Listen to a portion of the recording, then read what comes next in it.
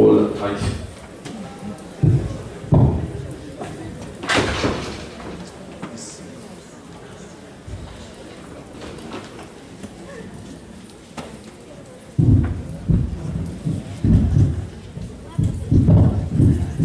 Ahí sí. Bueno, después de superar la pequeña enfermedad de sonido, vamos a continuar con el doctor Lolas. Presentamos excusas, un pequeño corte de fluido eléctrico nos dejó por fuera del aire. Volvemos. Bueno, me ahorra unos minutos. La segunda clase de heterogeneidad es esto de Impairment, Disability y Handicap. Yo lo considero considerar como una forma de diagnóstico funcional. Y la principal importancia que eso tiene es de qué manera cualifica uno eso. Ustedes saben que las compañías de seguro le ponen precio a todo: cuánto vale una mano, cuánto vale un pie, cuánto vale. También hay una dimensión moral, que las personas que hacen eso tienen que tener una responsabilidad, no solamente convicción sobre lo que es bueno y lo que es malo, sino también responsabilidad, o sea, capacidad de responder por sus actos. Tendría otras heterogeneidades en los planos individuales, pero quiero ahora referirme a las heterogeneidades en los planos sociales. Por dos motivos: porque cuando hablamos de salud global, salud mental global, tenemos varios problemas. Tenemos el problema de las competencias que deben tener los expertos, que van a otra parte. No estamos ya en la época en que uno iba a alguna parte de Indonesia y diagnosticaba el AMOC, o LATA, o lo que llamaban Culture Bound Syndromes, síndromes asociados a la cultura, o el famoso coro, esa tan terrible afección que ocurre en algunas partes remotas, supongo, en que los hombres sienten que su pene se les está retrayendo. Entonces se cuelgan toda clase de pesos para evitar.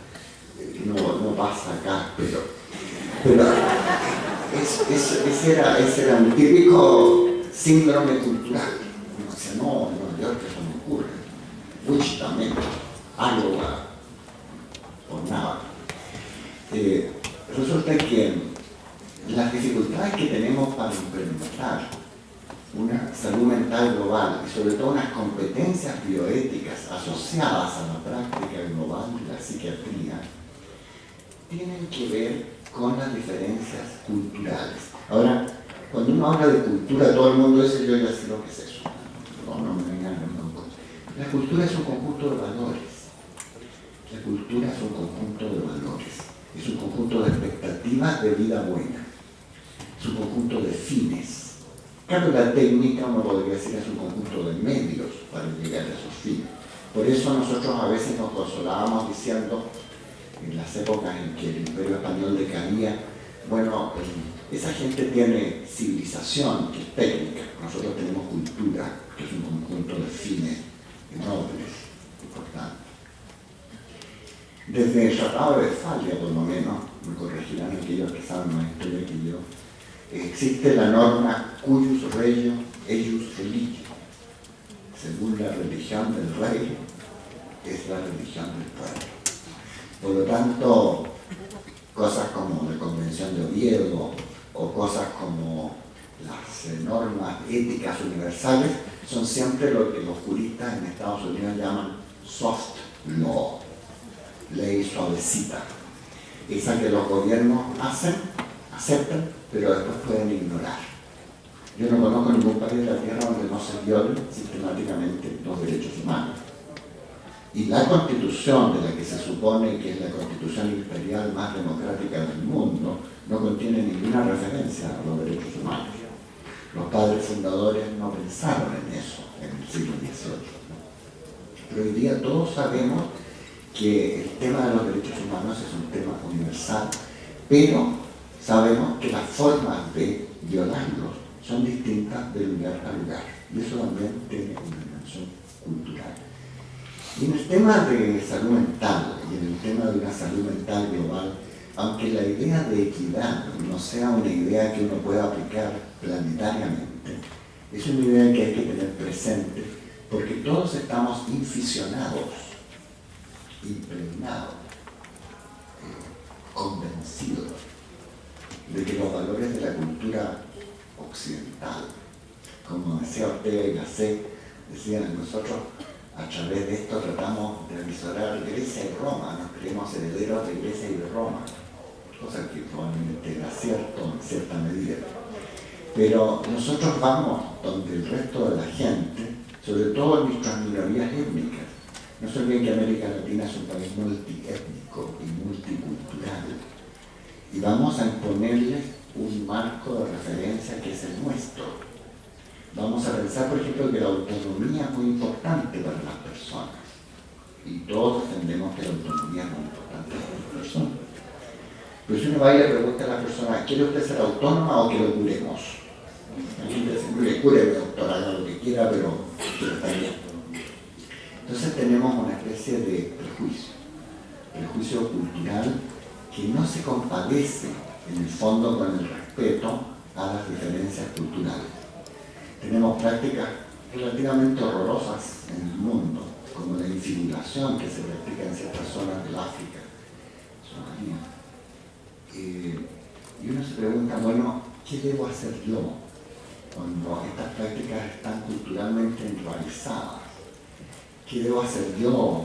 Yo no estoy defendiéndola, estoy simplemente preguntándome cuál es mi competencia bioética en el sentido de comprender lo que estas personas están haciendo en base a lo que consideran sus valores más preciados. Por eso es que la gente supone que vamos a otras partes, vamos a una comunidad indígena y decimos, amigos y amigas, les vamos a hacer un inmenso favor. Van a ser ustedes sujetos de una experiencia interesante que va a mejorar la medicina. El caso Tuskegee fue eso. Fue un abuso de una minoría étnica en Estados Unidos con el fin de estudiar la historia natural de la enfermedad. En otras condiciones va uno y considera que las personas no saben lo que necesitan en realidad, y eso lo llamamos paternalismo, que es la beneficencia pero sin autonomía. Entonces decimos, le vamos a hacer el bien a ustedes, amigas y amigos, pero ojo, ustedes no van a decir nada a propósito de lo que nosotros vamos a hacer.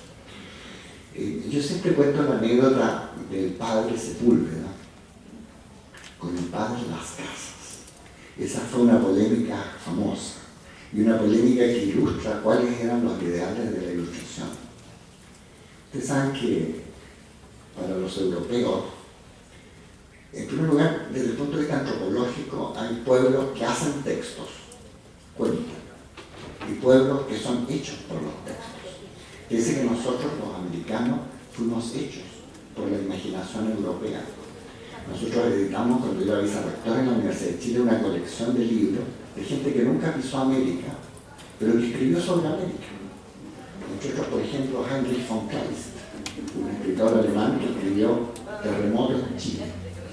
Él tomó Terremoto en Chile porque era un lugar que él no sabía dónde quedaba.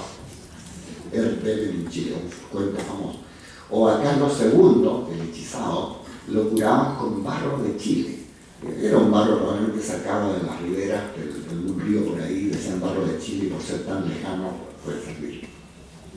El padre Sepúlveda y el padre Las Casas disputaban sobre los indígenas americanos eran seres humanos o no.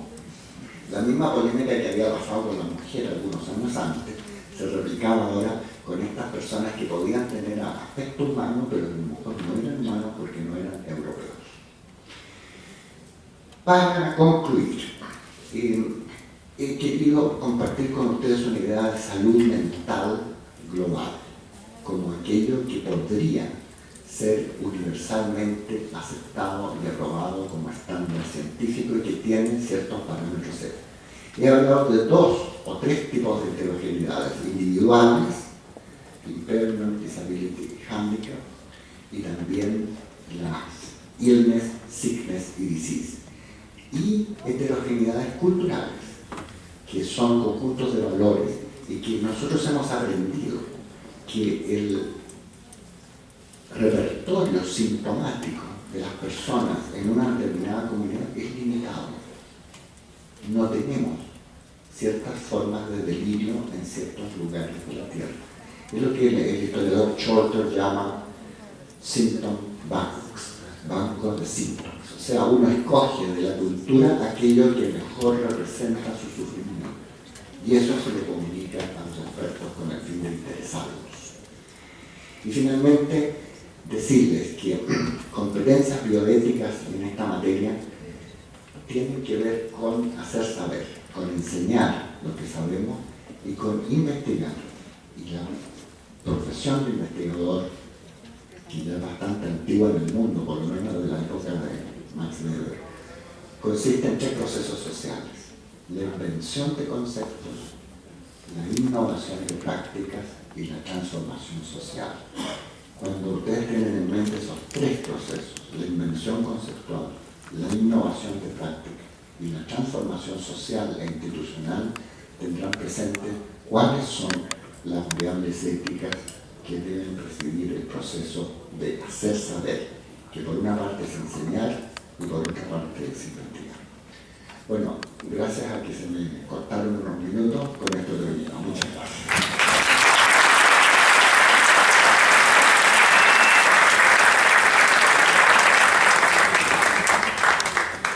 El equipo logístico que está identificado con las camisetas naranjas está recogiendo las diferentes preguntas. Han llegado varias. El Comité Académico del Congreso ha seleccionado algunas porque en ellas considera que se condensan las inquietudes que se han presentado hasta el momento. Hay una primera pregunta para el doctor Fernando Lolas. Dice: doctor Lolas, ¿cuáles son los principales desafíos de la formación bioética para los futuros profesionales de la salud mental en los países latinoamericanos y en las instituciones de educación superior hoy? Bueno, si me pidieran que pronosticara la próxima lotería, estaría mejor. Pero, sin duda, primero, en el plano individual, yo no creo que estudiar más bioética haga más virtuosas a las personas.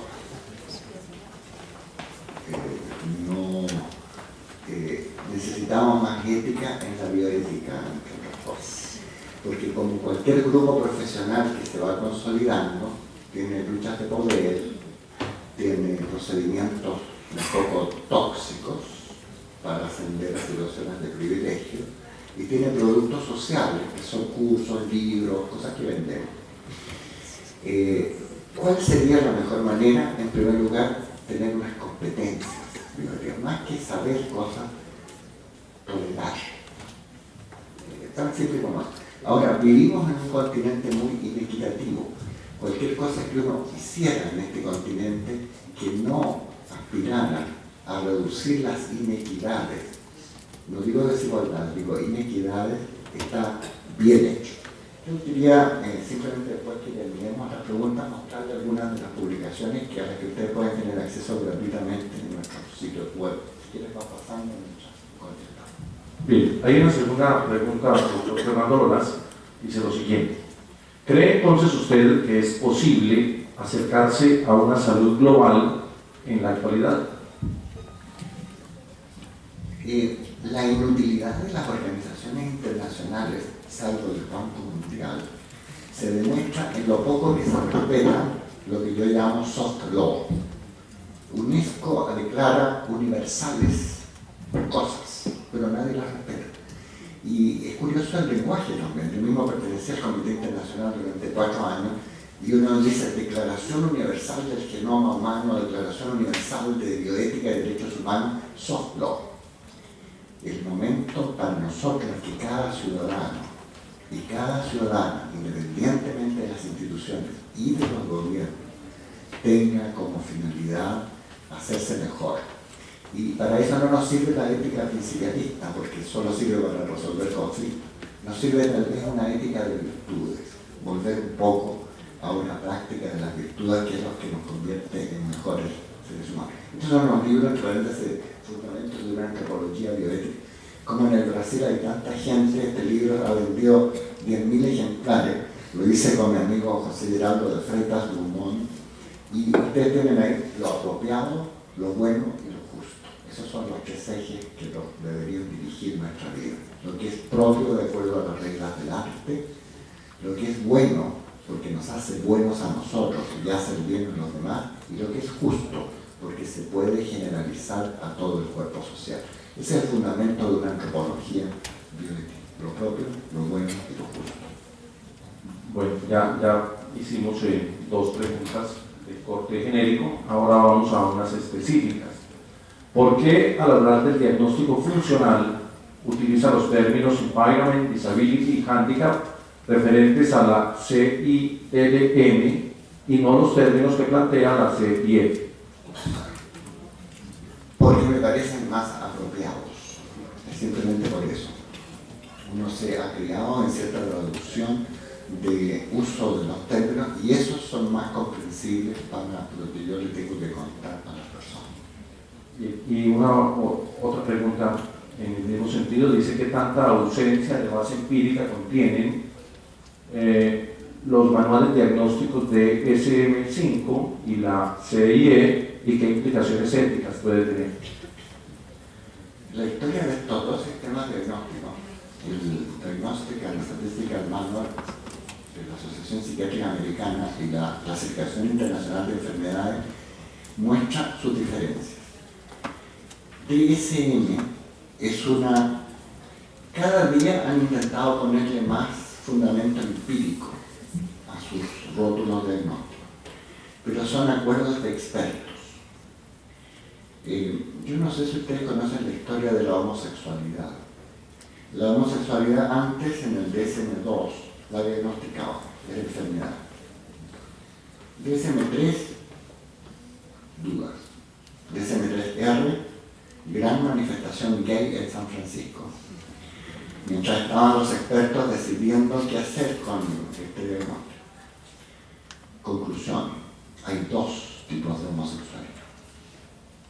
La homosexualidad ego-sintónica, en la cual yo me siento feliz, y la homosexualidad ego-distónica, que me produce problemas o produce problemas a los demás.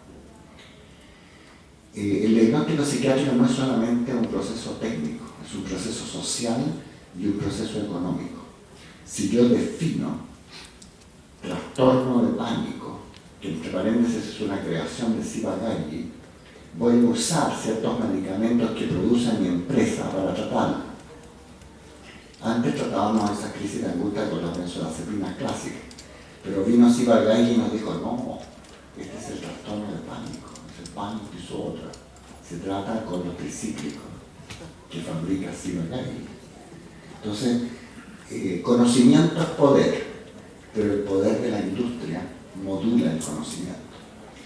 La tradición de la clasificación internacional de enfermedades, que se inició, como ustedes saben, con un proceso estadístico, Bertillon, se llamaba el famoso matemático francés que lo inició, era con el fin de tener un catálogo de todas las enfermedades posibles. El capítulo 10 está destinado a los trastornos mentales. Tiene una base un poco más internacional, donde se consulta a los expertos, ya sea con el sistema Denfi o con cualquier otro, qué hay en sus respectivos contextos culturales para justificar el diagnóstico. Por eso les digo que retomaron el viejo diagnóstico de neurastenia, retomaron ciertas condiciones patológicas que DSM-4 no tiene, y ahora DSM-5 ha sido sometido a toda suerte de crítica porque resulta que elimina ciertos cuadros clínicos pero agrega otros. Y en síntesis, la historia es distinta, la base empírica se ha ido ampliando, pero los constructores de DSM-3, Spitzer por ejemplo, decían que ellos eran ateóricos. Y es imposible que haya un sistema diagnóstico ateórico. Lo que querían decir es que trataban de que sus prejuicios culturales no influyeran demasiado en los rótulos diagnósticos, pero no existen sistemas diagnósticos ateóricos. Y la historia de estos dos sistemas, que nosotros publicamos un libro en Buenos Buenos Aires hace ya muchos años, comparándonos cuadro a cuadro, cómo eran las descripciones, cómo eran los criterios, y nos dimos cuenta que la responsabilidad ética va a recaer siempre en la persona que los usa, en cuán bien se ha familiarizado con lo que significa y en cuánto entiende el lenguaje que se usa. Pero vuelvo a repetir, no son rótulos solamente técnicos, son también rótulos sociales, económicos y políticos. Bien, y la última muestra cada uno nos ha mostrado las publicaciones y nos habló de su sitio web. Entonces, la última pregunta sería, ¿cuál es la dirección web para que aquí está? Esta es nuestra revista, una revista indexada, trilingüe, portugués, castellano e inglés. Tiene un índice de impacto de 0.26, invitada por Thomson Reuters a integrar la base de datos, está en la base de datos Cielo, está en Latin Index, está en Science Citation Index, son números temáticos. Desde que está en Thomson Reuters, la cantidad de manuscritos no solicitados es enorme. Usa el sistema Vancouver, es gratuita. Adelante, sigamos. Sigamos. Y aquí está el centro de la Universidad de Chile, y abajo están los sitios web en los cuales pueden ustedes obtener no solamente la revista, sino también las monografías que se publican. Una de las últimas está destinada al juicio a los médicos nacionalsocialistas en Nuremberg. Proceso caraturado como Karl Brandt y otros contra el gobierno de los Estados Unidos. Karl Brandt era el médico personal del Führer y fue responsable de la famosa acción T4, T4 acción. T4 se llama así porque T era el lugar donde estaba la oficina central, que era la Tiergartenstraße en Berlín, la calle del zoológico. Y 4 porque fue la cuarta vez que intentaron eliminar a los pacientes psiquiátricos, pero no matándolos, sino dejándolos morir por hambre. Y también en los regímenes totalitarios hay que tener cuidado con la opinión pública. Gracias.